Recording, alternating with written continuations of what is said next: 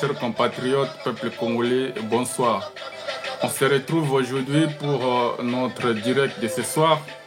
Nous avons plus de 3 heures de direct pour faire le débriefing sur la situation sécuritaire de notre pays, sur l'actualité politique, sur l'actualité économique, sur l'actualité en général de la République démocratique du Congo. Peuple congolais, chers compatriotes, ce qui va faire partie de notre live de ce soir, c'est les opérations militaires qui se mènent à l'est du pays, où nous avons les conflits armés, la guerre contre le M23, la guerre contre le Rwanda, la guerre contre les groupes armés à l'est du pays de la République démocratique du Congo, avec notre armée où on a effectué de nouvelles mises en place par le président de la République il y a 48 heures, je crois, il y a 48 heures passées. Le chef de l'État, le président de la République, M. Félix-Antoine Tshisekedi Tshilombo, a effectué des changements, de nominations dans diverses zones opérationnelles de notre armée. Mais aussi, aujourd'hui, c'est le 25 décembre 2024. Comme on dit souvent, joyeux Noël à tout le monde. Le chef de l'État, M. Félix-Antoine Tshisekedi, fête le joyeux Noël, la fête de Noël dans la ville de Kananga, dans la province du Kasaï central. Donc, il s'est passé plusieurs choses durant ce voyage, dont le chef de l'État, son discours, tout comme la façon dont il a été accueilli, la messe d'action de grâce de ce jour à Kananga Central va faire aussi partie de nos échanges ce soir. Chers compatriotes, peuple congolais, sans plus tarder, ici sur votre panel, ici sur votre chaîne, le journal officiel, c'est un journal explicatif qui vous donne l'information, mais aussi fait des analyses sur l'actualité politique. Et en plus de ça, nous sommes là pour donner aussi les libres, comme on dit, les libres commentaires en tant qu'analyste politique. La République démocratique du Congo, comme je l'ai toujours dit, un pays où le président de la République a décidé de faire ce qu'il veut. Un pays où le président de la République a décidé d'être en rébellion avec la Constitution et les lois de la République. Nous allons ici analyser quelques informations qui nous sont arrivées. On nous a informé que le prof Florimond Muteba, qui est le président du conseil d'administration de l'ODEP, l'Office congolais de la dette publique, a été menacé et voire même il a échappé à une tentative d'enlèvement. Alors que ce monsieur qui fait que son travail, qui est à la tête d'une grande organisation, d'une grande institution de notre pays qui est censée contrôler la dette publique, c'est par rapport à son travail qu'il a donné son avis par rapport à la dette publique qui a augmenté. Dans 5 ans, il y a 5 ans passés, la RDC avait une dette extérieure de 3 milliards, mais 5 ans après, disons 6 ans aujourd'hui, la RDC a une dette extérieure de plus de 10 milliards. C'est ce qui a coûté que M. Filimon Muteba soit en danger avec le régime de Kinshasa. Mais aussi, on nous a signalé que le général Simite Guiyaga, le commandant de la 22e région militaire, est poursuivi devant la haute cour militaire pour des sanctions, détention des armes et violation des consignes. Donc, on va revenir dans les détails, mais aussi à Kinshasa où plusieurs généraux sont incarcérés, particulièrement les généraux d'origine katangaise. Qu'est-ce qui se passe dans la tête de Félix Tshisekedi? Est-ce que Félix Tshisekedi fait la chasse aux sorcières? Est-ce que Félix Tshisekedi veut en finir avec tous les généraux katangais et autres? C'est ce qu'on va faire comme analyse ce soir, parce que nous constatons que le chef de l'État, c'est lui qui est censé être le sélectionneur national, qui doit réunir tous les Congolais autour de lui pour prendre des solutions aux différents problèmes qui roulent le pays, mais aussi les ressources humaines que dispose cette armée, qu'il doit utiliser à bon escient pour sécuriser le territoire national. Le président de la République est en train d'évoluer dans une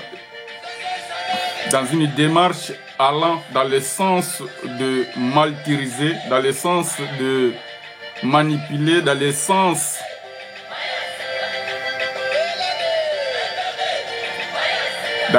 même de saboter les principes, les lois de la République qui régissent même cette armée. Donc, on a vu des nominations, mais certainement pour les autres, ce sont des nominations qui sont illégales, qui ne remplissent pas les conditions prévues par les lois de la République, notamment la loi portant organisation et fonctionnement des forces armées de la République démocratique du Congo. Merci beaucoup, chers compatriotes. Comme nous venons de le suivre sur les titres, donc notre direct de ce soir, nous allons, comme je l'ai dit, nous allons débattre sur les grands sujets. Mais avant de commencer, après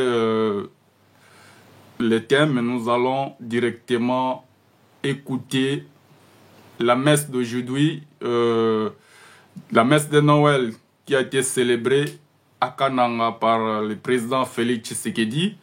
Les messages qui lui a été donné par l'abbé, j'oublie un peu son nom, l'abbé, c'est lui qui est le prêtre qui est en fait le représentant, je ne sais pas vraiment comment, quel titre on le donne, c'est lui qui est le chef de la ville de Kananga.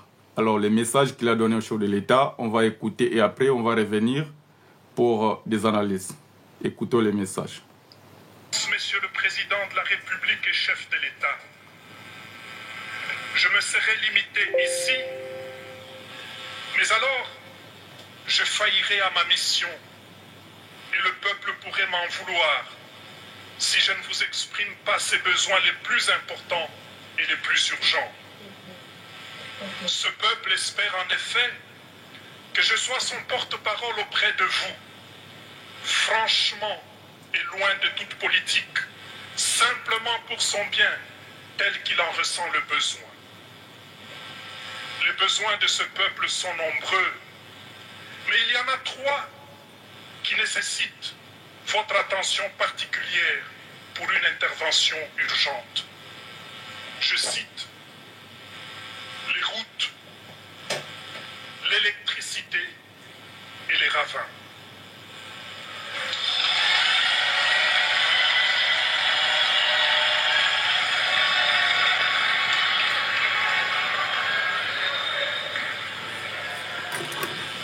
Plaise à vous, Excellence, Monsieur le Président, que je vous en dise brièvement quelque chose sans abuser de votre temps.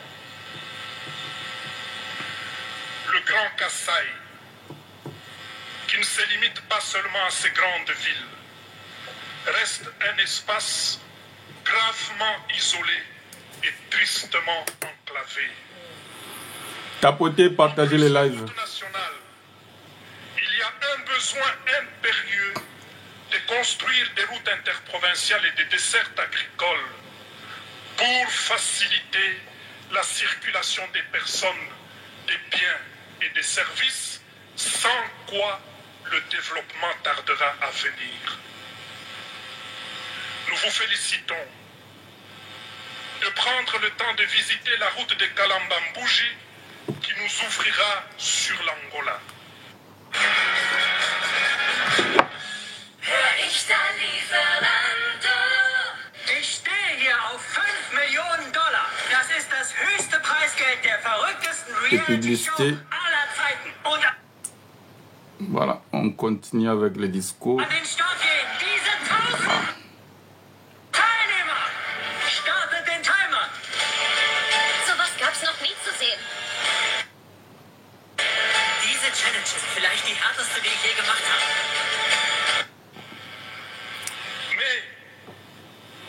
Nous émettons quelques réserves sur ce projet.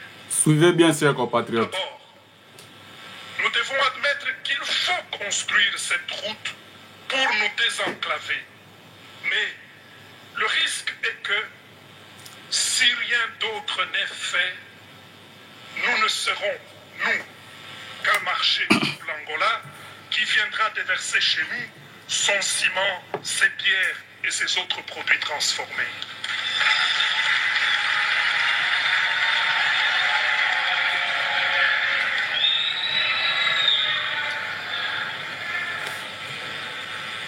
Pourrons-nous amener en Angola si ici chez nous, nous ne transformons rien, nous ne conservons rien non plus, faute d'énergie électrique?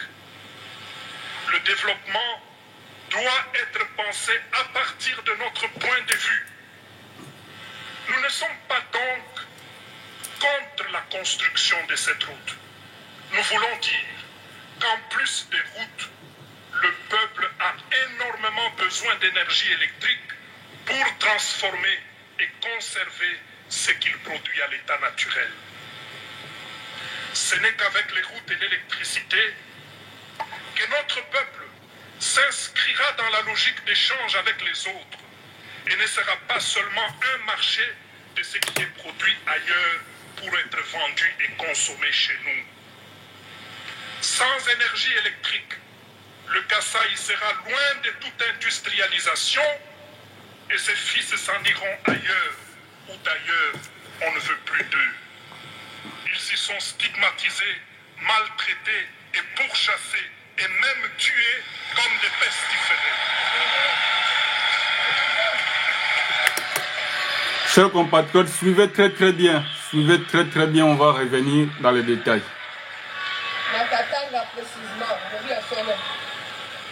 Chute Mbombo. Chute. Capotez, partagez. Le peuple veut avoir de l'électricité et n'arrive pas à s'expliquer ce qui se passe.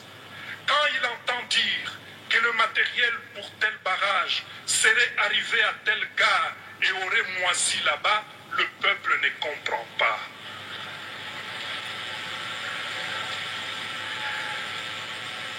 Mugalenga Fachi Wababa.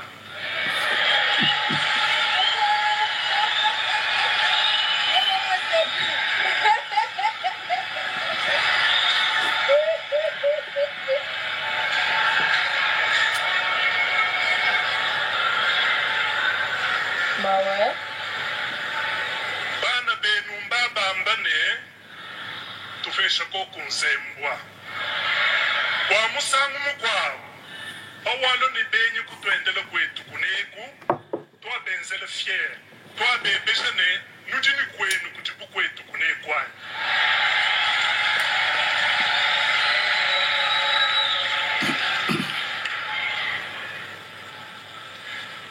De fait, si aujourd'hui tout l'espace du Grand Kasaï n'a ni cimenterie alors que d'autres espaces en ont deux, si l'espace Grand Kasaï aujourd'hui n'a aucune industrie, même pas une brasserie,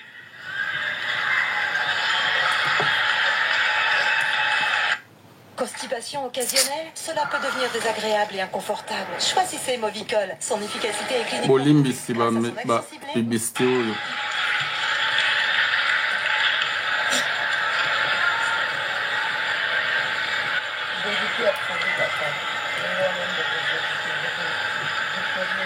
si tel est le cas, voulais-je dire, ce n'est pas parce que les Kasaïens ne sont pas forts, ce n'est pas parce que les Kasaïens ne sont pas intelligents, ce n'est pas non plus parce que la terre du Kasaï n'est pas fertile et n'a pas de richesse, c'est parce que nous manquons l'électricité. Excellences, Monsieur le Président et chef de l'État, la multiplicité et l'ampleur des ravins dans toutes les provinces du Grand Kasaï sont telles que la solution à ce problème dépasse les capacités des habitants et demande une intervention résolue du pouvoir public. C'est la densification croissante de la population et la multiplication des habitations non planifiées et sans drainage des eaux de pluie, ajoutées au lotissement désordonné qui génère ces ravins. Et ceux-ci menacent et engloutissent le peu d'infrastructures que nous avons déjà. Voilà les doléances de notre population que j'ai l'honneur de vous présenter en ce jour de Noël. Merci pour votre écoute, Monsieur le Président. Joyeux Noël à vous, Monsieur le Président. Joyeux Noël à Maman Denise, votre épouse, et à tous vos enfants. Joyeux Noël à tous vos collaborateurs. Que Dieu vous bénisse. Voilà. Chers compatriotes, peuple congolais, nous venons tous de suivre les messages qui a été présenté par M. l'abbé, l'archevêque de Kananga. Il s'est fait messager de ce peuple, il s'est fait messager de cette province, de cette ville, pour faire parvenir au chef de l'État les déshydratats de la population de Kananga. Dans son discours, j'ai vraiment constaté que c'était un messier respectueux. Il a été très sage, très prudent, avec beaucoup de modestie. Il a parlé, il s'est adressé au chef de l'État avec beaucoup de respect. Mais surtout beaucoup de considération et aussi beaucoup de sincérité. Parce qu'il a bien dit, si je ne vous fais pas parvenir ces messages, je serai considéré comme hypocrite. Parce que le peuple m'a demandé de vous faire parvenir son message. Le peuple a dit ceci. Les grands problèmes de cette province, ville de Kananga, province du Grand Kasaï, Kasaï central plutôt, c'est le problème des routes. Ça c'est un. Deuxième problème, c'est le problème d'électricité. C'est deux. Troisième problème, c'est le problème des ravins qui rongent la ville de Kananga. Alors, chers compatriotes, le président est accompagné de tout son cabinet. Le le directeur du cabinet est là. Le président est accompagné de plusieurs ministres. Je ne sais pas citer son nombre de combien. Ils sont nombreux. Vous ne pouvez pas imaginer le vice-premier ministre chargé des Transports, Jean-Pierre Bemba. Il est sur place. Le ministre des Infrastructures, Alexis Gigaro, il est là. Madame Eve Bazaïba, ministre de l'Environnement, j'espère, elle est là aussi. Peuple congolais, chers compatriotes, route Kalambambouji. Ça revient toujours dans la bouche de M. l'abbé pour rappeler au chef de l'État. Mais cette route, je vous rappelle, chers compatriotes, que l'argent qui a été décaissé pour la construction de cette route a été dilapidé, détourné, volé en 2022. Plus de 140 millions.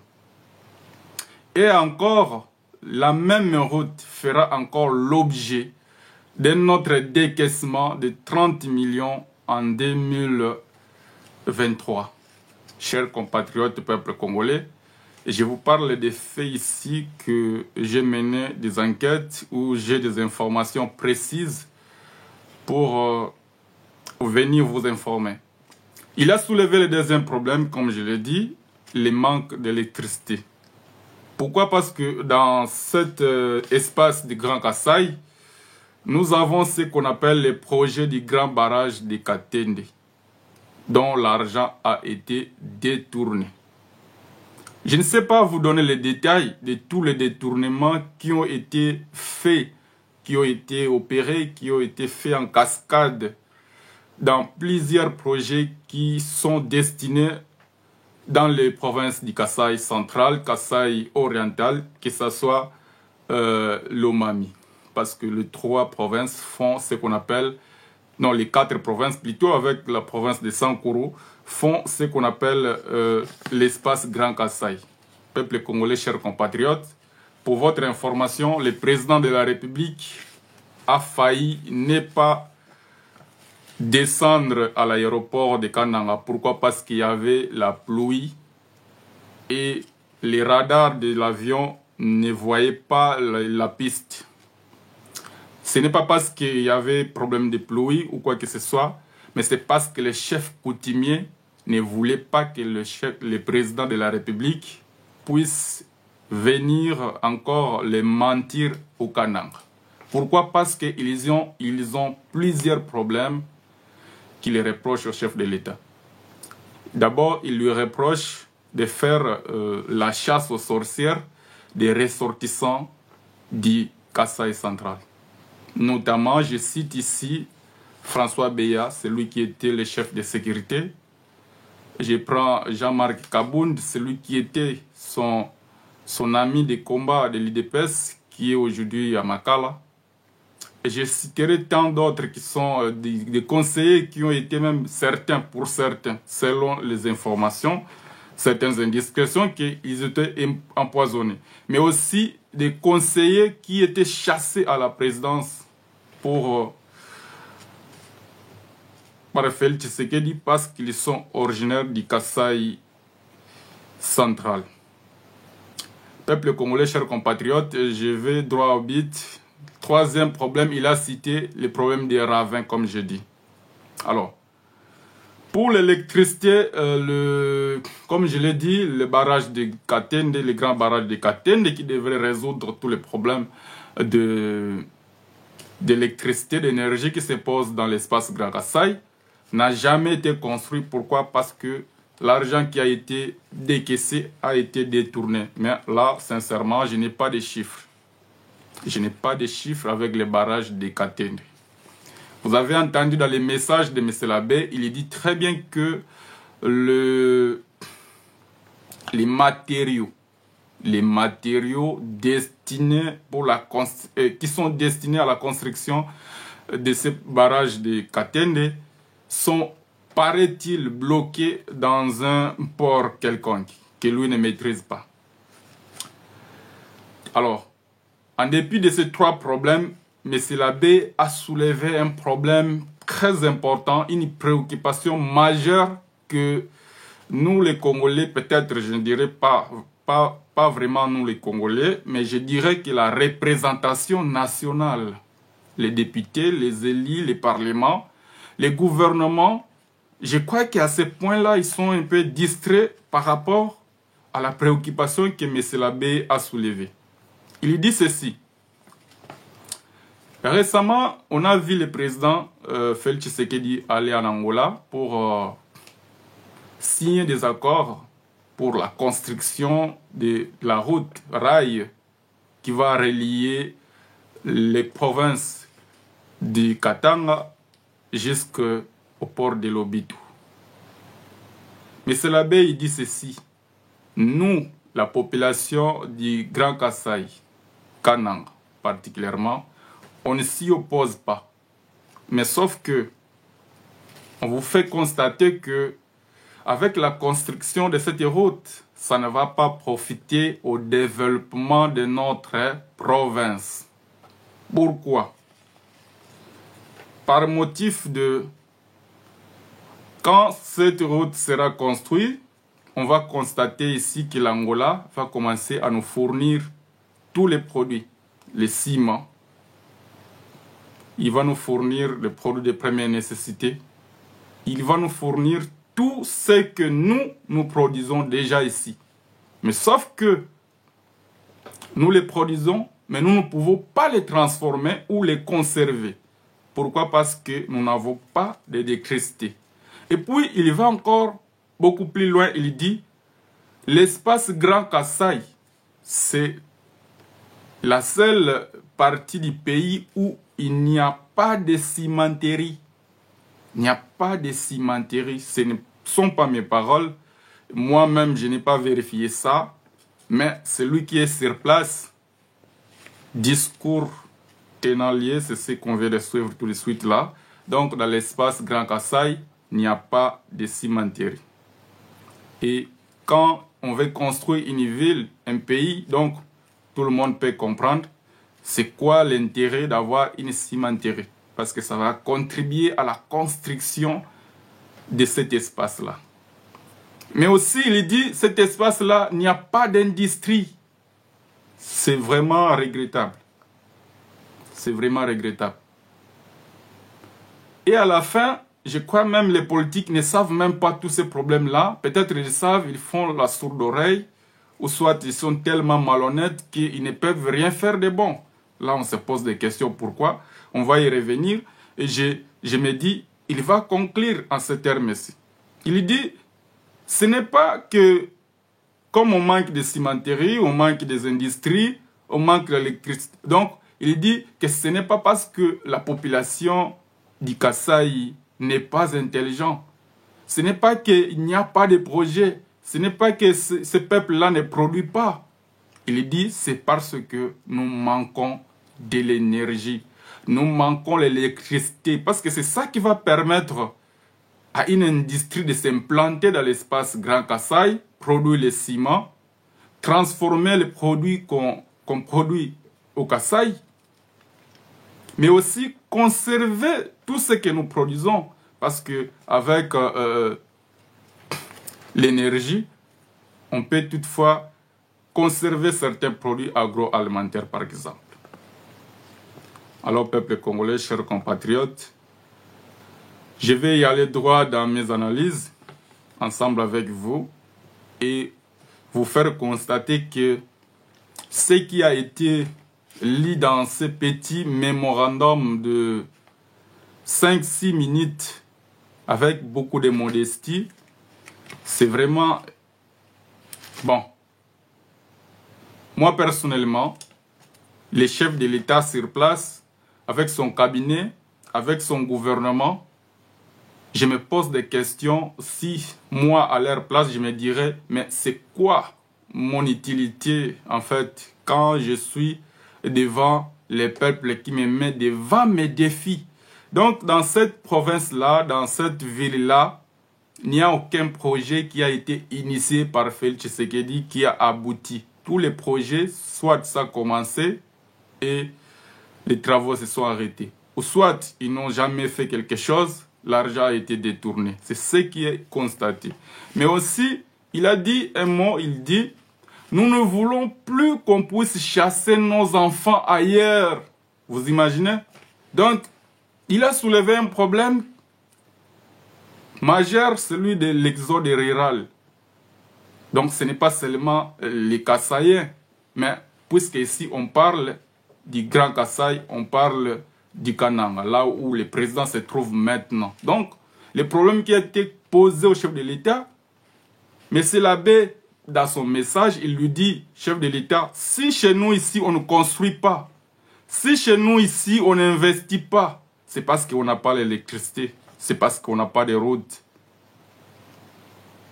Mais maintenant, d'ici là, si on ne fait rien, bientôt on verra encore nos enfants seront chassés. Et il y a quelqu'un qui a fait un commentaire en disant au Katanga.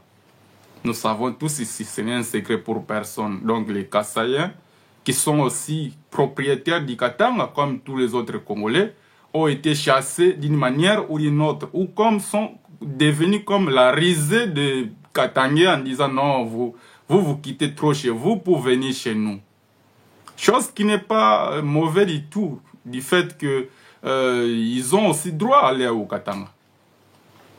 Mais sauf que ce n'est pas leur lieu naturel, habituel. Ils ont aussi des maisons chez eux, ils ont aussi des territoires, ils ont aussi des richesses, ils ont tout ce qu'il y a au Katanga. Je prends un exemple de l'Amiba. Le chef de l'État, qu'est-ce qui lui a manqué pour relancer l'Amiba? 6 ans déjà qu'il est président aujourd'hui. Et par rapport à l'Amiba, je reviendrai avec des détails des fonds qui ont été décaissés, qui ont été détournés. Mais je retiens seulement un décaissement de 70 millions de dollars qui ont été détournés, mais j'oublie encore l'année. Je reviendrai avec des détails. Donc, peuple congolais, chers compatriotes, ici, c'est pour cela que j'ai dit que hier, le chef de l'État a failli ne pas arriver dans la ville de Kananga. Si vous ne savez pas, le chef de l'État, son avion n'a pas atterri à Kananga. Les chefs coutumiers ont fait une cérémonie. J'ai une autre vidéo que je ne peux pas vous montrer. Les chefs coutumiers ont fait une cérémonie. Ils ont brûlé même les coqs vivants. Ils ont dit des paroles comme c'est en leur langue. Moi, je ne comprends absolument rien. C'était juste pour faire des incantations que le chef de l'État ne puisse pas venir à Kananga. C'est-à-dire qu'il ne puisse pas voir les chemins, son avion puisse avoir des problèmes. Donc c'est compliqué. Paraît-il qu'on a délégué, à constater ces problèmes-là, le chef de l'État a délégué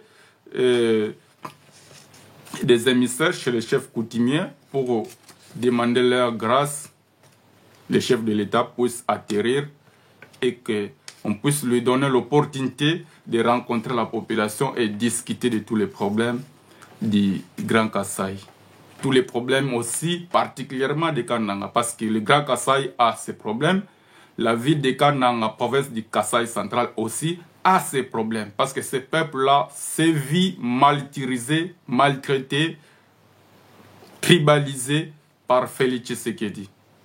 Ce n'est pas moi qui le dis, c'est eux-mêmes qui le disent. Parce que j'ai cité ici Jean-Marc Kabound qui est en prison.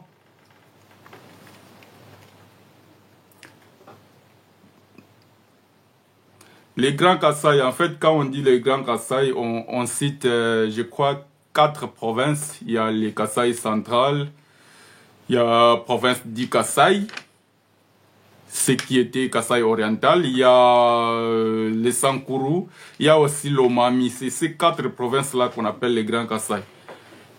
Donc, pour ne pas avoir à faire l'amalgame.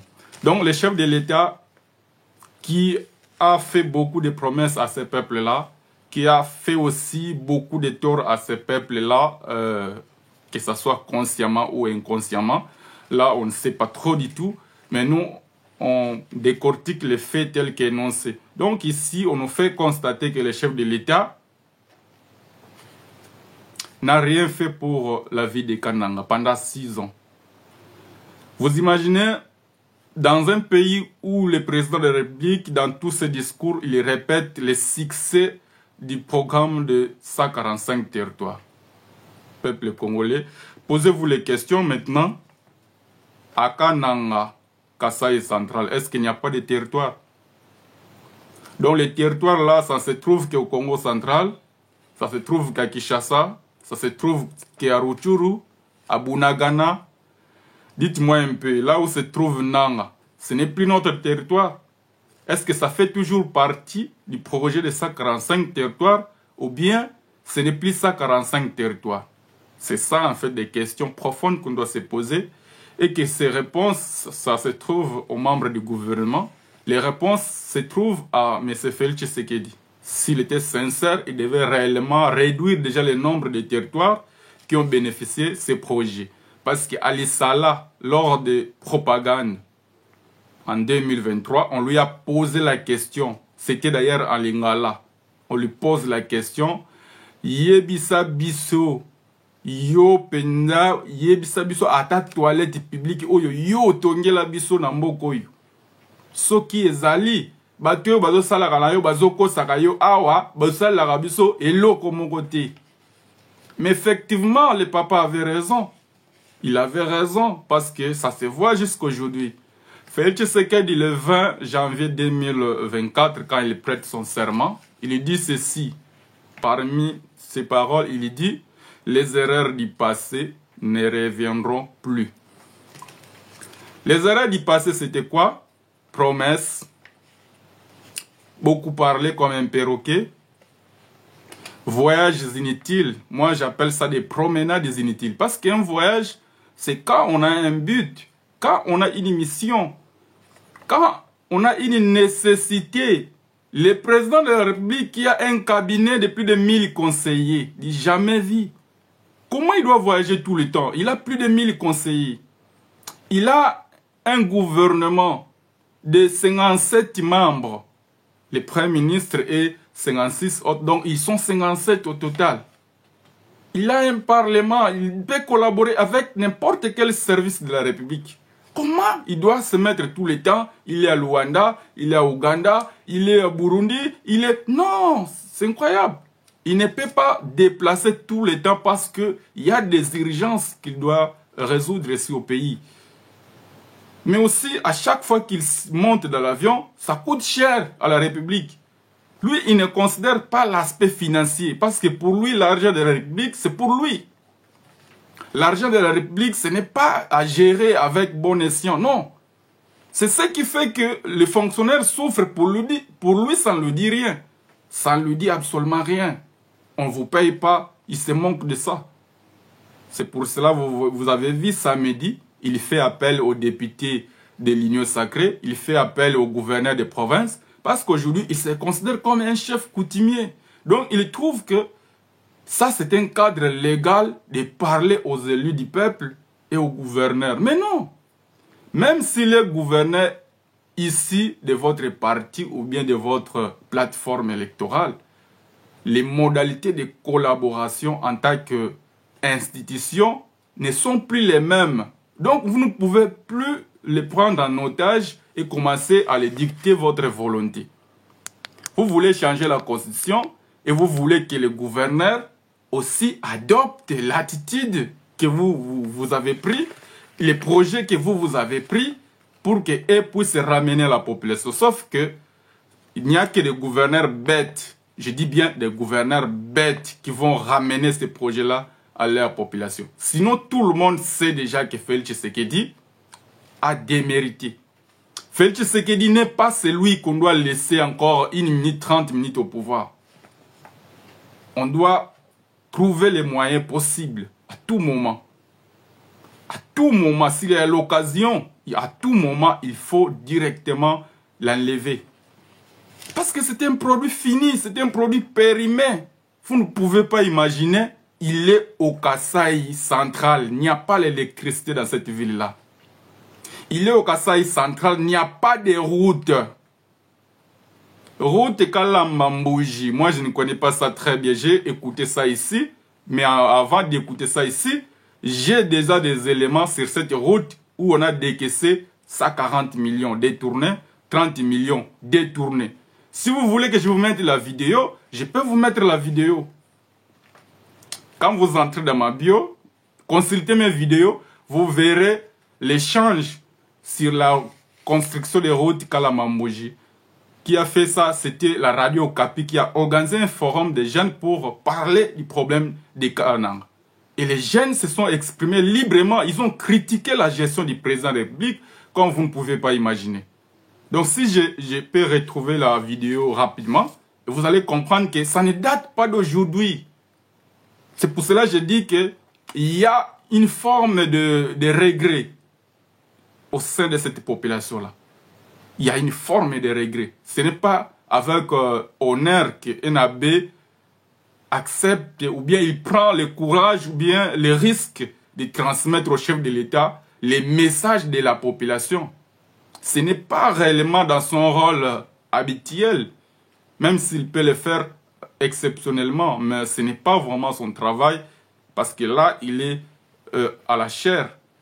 Il est censé servir que Dieu, être loyal à Dieu, à la parole et prêcher, être au milieu du village. Mais sauf qu'il est devant quelqu'un normalement qui devrait donner des solutions aux problèmes de tous les problèmes qui se posent dans cette province. C'est pour cela qu'il dit que si je rate cette occasion, les peuples qui m'ont mandaté de ce message ils ne vont pas me pardonner. Parce que c'est très important pour eux d'avoir des routes. C'est très important pour eux d'avoir l'électricité. Même si vous n'aimez pas votre pays, Félix Tshisekedi, construisez d'abord les routes à Kalambambouji. Construisez d'abord les barrages de Katende. Mais pourquoi nos frères doivent manquer l'électricité? C'est comme s'ils n'ont pas le droit de vivre. Vous imaginez, ils n'ont pas l'électricité, comment ils doivent charger les téléphones? Rien que les téléphones. Déjà, l'Internet, toi tu coupais l'argent de RAM.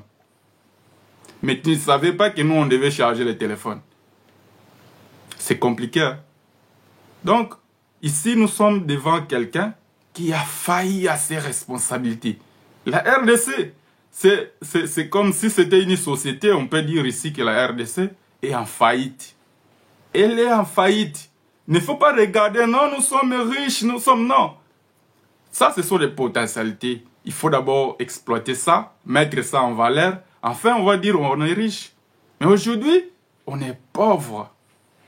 Aujourd'hui, nous sommes à terre. Aujourd'hui, nous sommes vraiment à terre. Parce que vous ne pouvez pas imaginer un président ici de cette province-là. La langue qu'il a parlé, c'est ça la langue natale de cette province-là. Aujourd'hui, donc, dans cette émission, si je l'ai fait, c'est par rapport au message de l'abbé là. Il a pris comme si le problème de toute une province, il s'est accaparé de ça et il a mieux expliqué ça au président de la République, plus que les élites de cette province-là, plus que les gouverneurs de cette province. Pourquoi? Parce qu'ils n'ont pas de solution. L'argent a été conçu à Kinshasa, les projets conçus à Kinshasa, détournés par les conseillers du président de la République. Ce n'est pas que le gouvernement même qui a géré ces projets. Ce sont des conseillers du président dans son cabinet. Quand je vous dis que Félix Tshisekedi, c'est quelqu'un qui dirige le pays comme un vagabond. Il a ce qu'on appelle, en principe, il a vraiment un gouvernement parallèle. Vous imaginez? Dernièrement, il a nommé encore des conseillers stratégiques. C'est impossible, incroyable. Ils sont des conseillers stratégiques en quoi? Non, d'ailleurs, ce n'est pas seulement conseiller stratégique. Conseiller des réserves stratégiques. Vraiment. D'ailleurs, déjà, avant d'avoir des réserves stratégiques, on doit d'abord exploiter ces réserves. On doit d'abord exploiter les matières stratégiques avant d'avoir un conseiller stratégique. Les coltans, c'est exploité, mais ce n'est pas nous qui exploitons ça. Ce sont des étrangers, des multinationales, des Chinois, des Suisses. Quand ils exploitent, ils ramènent ça à l'étranger. On met la valeur ajoutée, ils vendent leur matière, ils bénéficient 1000%. Ils viennent nous donner des miettes. Ce qu'on nous donne, ce sont des miettes. Les cobaltes, rien que les cobaltes, vous devez savoir que la RDC est le premier producteur mondial de cobalt. Donc nous produisons 60% de la consommation mondiale de chaque année.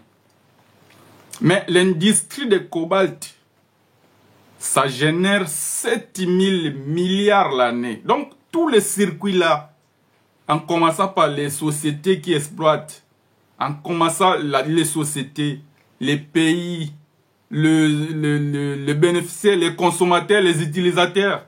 Parce que tous les téléphones que nous utilisons, il y a des batteries électriques. Ces batteries électriques qui ont été fabriquées par la matière qu'on appelle le cobalt. Alors, par rapport à tout ça, donc, on peut constater ici que les matières de cobalt qui sont produites au Congo supportent au moins 60% de la production mondiale des téléphones, 60% de la production mondiale des batteries électriques qui sont dans les véhicules, mais encore, on ira encore plus loin aujourd'hui avec la transition électrique. Ça veut dire tout simplement que la RDC fournit 60% des batteries électriques dans le monde entier. Mais la RDC elle-même ne bénéficie absolument rien. Vous imaginez, nous avons un budget qui peigne aujourd'hui. Tu sais que nous manque le budget, c'est 18 milliards. Même si on n'a jamais vu les effets de 18 milliards. Déjà, nous avons des difficultés d'avoir un petit budget. Rien qu'un petit budget. Mais les cobalt, comme je l'ai expliqué, 7 000 milliards. Donc, quand vous prenez 7 000 milliards, 60% de 7 000 milliards, c'est 4 200 milliards. C'est ça que nous, les matières que nous produisons, ce que ça donne comme rendement dans les marchés après la transformation, c'est 4 200 milliards. Alors, dans les 4 200 milliards, posez-vous la question, la RDC gagne combien? Même si on était bololé, comme on dit, on est bololé. Si on pouvait récupérer même les 200 milliards, peut-être ça servirait peut-être à quelque chose. Mais déjà, on a presque rien. Donc vous allez comprendre qu'on a presque rien. Alors le président de la République, il est devant des défis qui peuvent être résolus en un claquement de doigts. Lorsqu'on met en valeur tout ce que nous avons comme potentialité. Mais comme nous ne pouvons pas mettre ça en valeur, comme nous ne pouvons pas négocier des bons contrats, comme nous avons des insuffisances, des gens qui sont prêts à tout vendre pour leurs intérêts. C'est ça les dirigeants qui dirigent le Congo. Ce sont des gens qui ne sont pas préparés à défendre les intérêts de la nation. Quand on défend les intérêts de la nation, on doit être prêt à prendre des risques, y compris la mort. C'est ça qui a tué Laurent Désiré Kabila. Bientôt, on va célébrer sa mort le 17. Donc, posez-vous des questions pour la nation aujourd'hui. Comment elle est gérée? Comment les ressources sont gérées? Toutes les critiques qu'on faisait à Mobutu, toutes les critiques qu'on faisait à Kabila pendant 18 ans, on l'injuriait à tout moment. Nous, on croyait que vous allez faire plus, IDPS. Nous, on croyait que Félix Tshisekedi va faire plus. Parce qu'à un moment donné, les Congolais pensaient que parler français, c'est ça l'intelligence. Parler français, c'est ça la compétence. Aujourd'hui, on comprend que vous parlez français, mais Namoussala, zéro. Donc, Félix Tshisekedi, zéro au travail. Zéro au travail. Il est dans sa propre province, sa province natale. Et hier, il les a parlé de bouche à l'oreille. Quand je dis de bouche à l'oreille, il les a parlé comme les Mwana Mama. Nous, on dit Mwana Mama, c'est-à-dire que l'enfant de ma mère. Et comment tu dois lui parler? Tu vas lui parler tant que tu veux, dans toutes les formes, dans toutes les langues linguistiques de votre tribu, de vos dialectes et tout comme ça. Pourquoi? Pour les convaincre. Pour qu'ils ne se sentent pas que parce que toi tu es à Kin, tu ne peux plus parler leur langue. Là, je suis d'accord, le chef de l'État. Mais sauf que j'étais un peu inquiet parce que ça ne nous permet pas, nous qui ne sommes pas originaires du Kasaï, de comprendre le contenu de leurs échanges. Vous allez me poser la question, mais pourquoi? Mais parce que ça nous intéresse. Le chef de l'État, comme l'article 69 lui attribue le titre d'être le symbole de l'unité nationale. Donc, ça nous intéresse tout ce qu'il fait. Parce qu'il le fait en tant que président de la République. Il le fait en tant que chef de l'État. Nous devons savoir et nous avons les droits. Quand vous lisez les articles entre 22 et 24, vous verrez que les Congolais ont droit à l'information. Donc, le président de la République, nous devons nous informer de ce qu'il fait comme travail chaque jour. Il est payé pour ça. C'est ça seulement. Parce que moi, je m'attendais, quand lui il parle en Tchilouba, qu'il y ait quand même un interprète qui puisse traduire pour que les autres puissent écouter. Mais sauf qu'on n'a rien écouté. Machamou Meno. Donc hier, c'était entre frères. Hier, c'était entre le chef de tribu et sa tribu. Mais sauf que il est en rébellion, même avec sa tribu. C'est compliqué avec Tshilombo. Donc c'est un enfant maudit. C'est un enfant maudit. Tout le monde a peur de lui. Tout le monde a peur de conclure même un petit accord ou bien personne n'a envie encore d'avoir des promesses de Tshilombo. Il a déjà donné plus de 12 500 promesses. Il n'a jamais réalisé. Et à l'Équateur, on n'a pas encore oublié, hein, on attend toujours la construction de l'université. Donc les Équatoriens, ils n'ont pas oublié l'université que tu as promis. Bino bokozale sous na posa kokene na poto te toko tonga pe université awa na mbandaka. Bino bokozbando tangela kaka awa. Toko kodi s'appelle courant. Et puis quand ils faisaient ce meeting, il n'y avait pas l'électricité. Il y avait les gouverneurs sur place, il n'y avait pas l'électricité. Peuple congolais, chers compatriotes, nous sommes dans quel pays? Nous sommes dans quel cieux? Nous sommes au 21e siècle. La République démocratique du Congo, qui a des potentialités d'avoir les plus grands barrages du monde. Est-ce que vous imaginez un peu? Comment on ne peut pas transformer nos ressources pour en bénéficier? L'électricité, ça devait être gratuit au Congo. Parce que nous, Dieu nous a donné ça. Il nous a donné. Les barrages de Katende, qui a provoqué les chutes là? Personne. Les barrages d'Inga, qui a provoqué les chutes là? Personne. C'est Dieu qui nous a donné ça. Mais sauf que nous, on est tellement bêtes, on ne sait pas quoi faire. On ne sait pas quoi faire. Et comme je le dis toujours, c'est mon combat que le peuple congolais s'approprie de ses droits. Lisez l'article 48 de notre Constitution. Il dit que l'État a l'obligation de donner les logements aux Congolais. Donc, quand il est né Congolais, on a estimé que les potentialités que nous avons, l'État a le devoir de donner des logements gratuits. Gratuit parce qu'il a les moyens d'en construire. Sinon, vous allez me demander, il va trouver l'argent où? Bon, les 400 millions que Nicolas Kazade a détournés pour les forages, il a trouvé ça où? Et tout l'argent que Tshilombo dépense pour les voyages, il trouve ça où? C'est ça l'argent qu'ils doivent investir, c'est tout. Jusqu'aujourd'hui, 57 millions de maisons préfabriquées. Vous imaginez? Nous sommes dans un pays où nous avons des cimenteries. Il y a la cimenterie de Lukala, il y a PPC, il y a la cimenterie de Kimpese, que l'État a saboté, a négligé, parce que ici, dans ce pays, tout ce qui appartient à l'État, il faut démolir ça.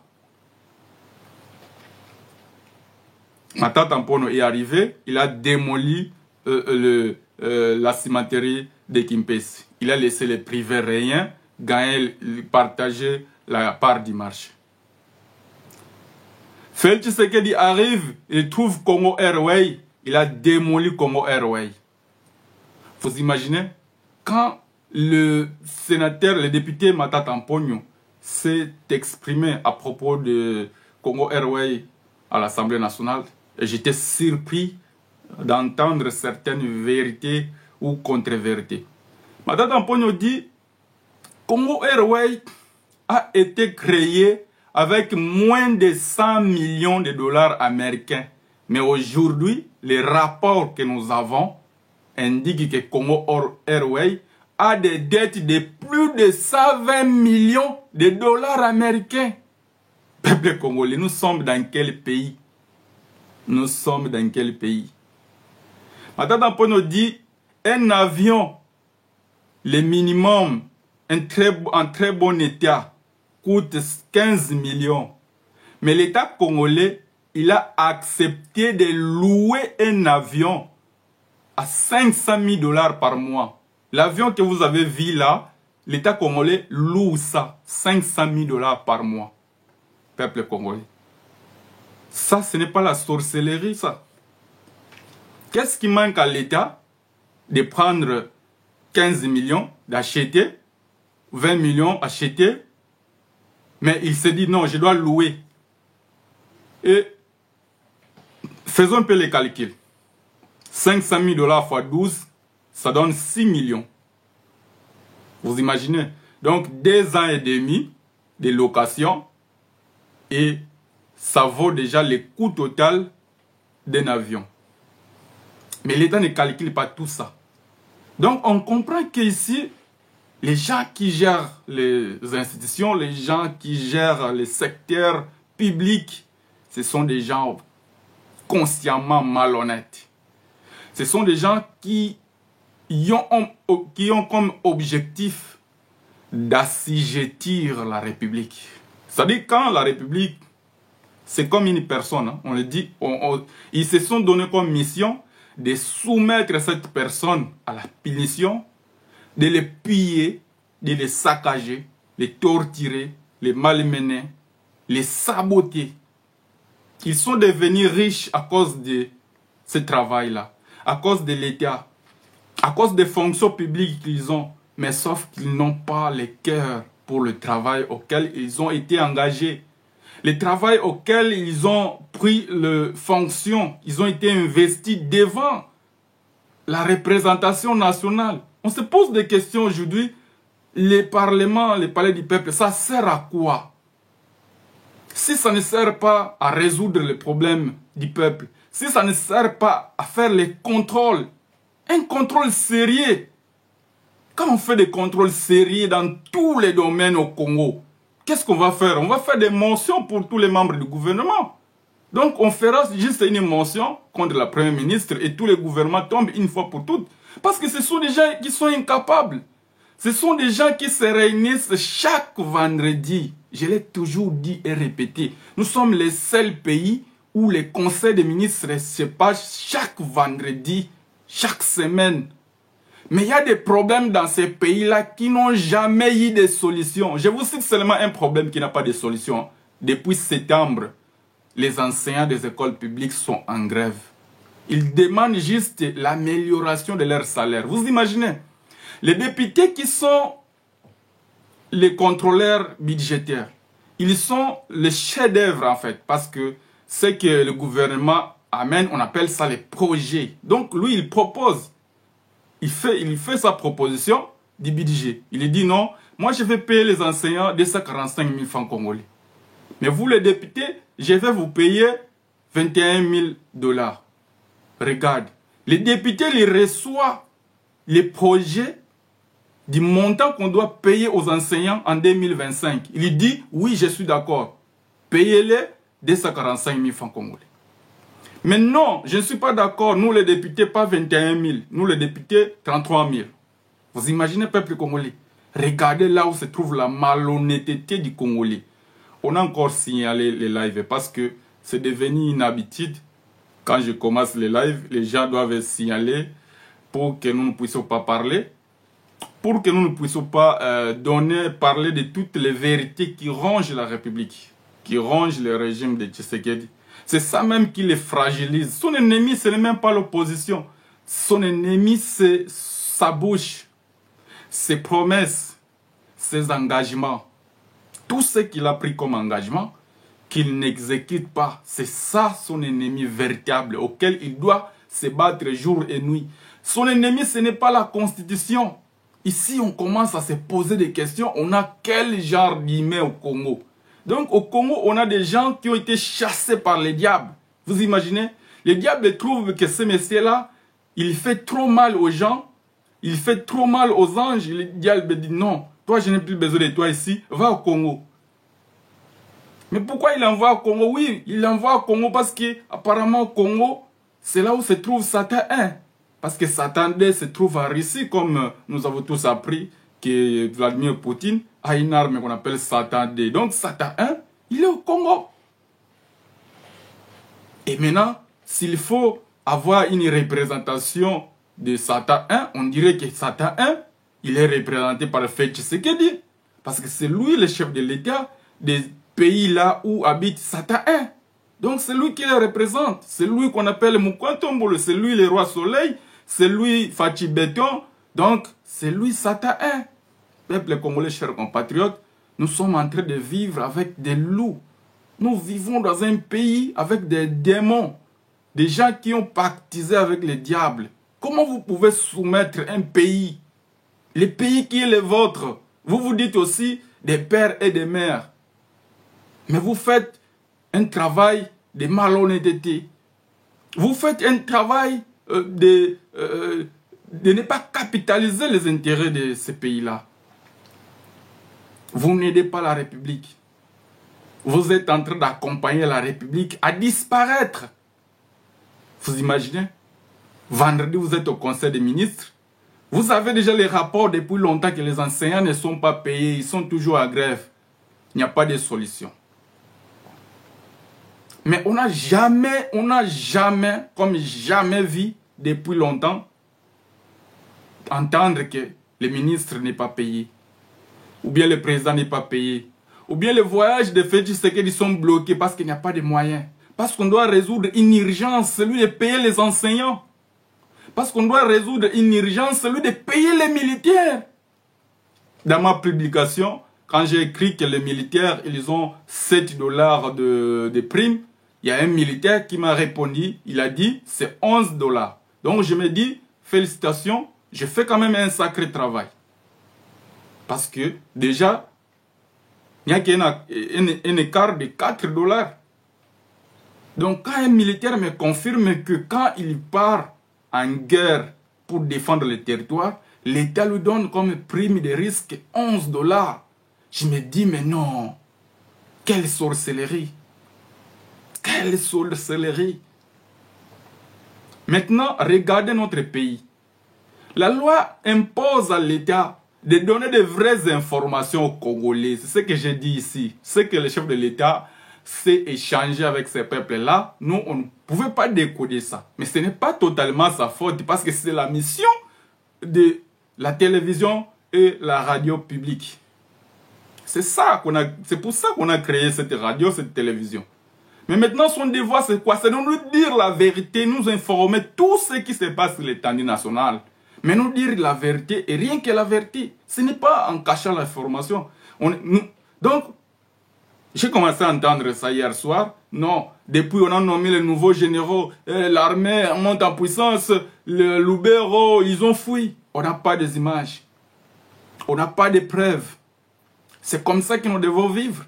Donc nous devons tâtonner comme Félix Tshisekedi. Raison pour laquelle quand on vous amène l'info, la première chose que vous faites, vous dites non, c'est faux, c'est pas vrai, non, vous êtes rwandais, non, c'est pas... Mais où est la bonne information? Vous n'êtes pas crédible. La RTNC n'est plus que sincère. Elle nous donne que les informations qui sont tamisées. La RTNC qui est un service public, même les opposants doivent passer là-bas, donner leur message, mobiliser même les marches.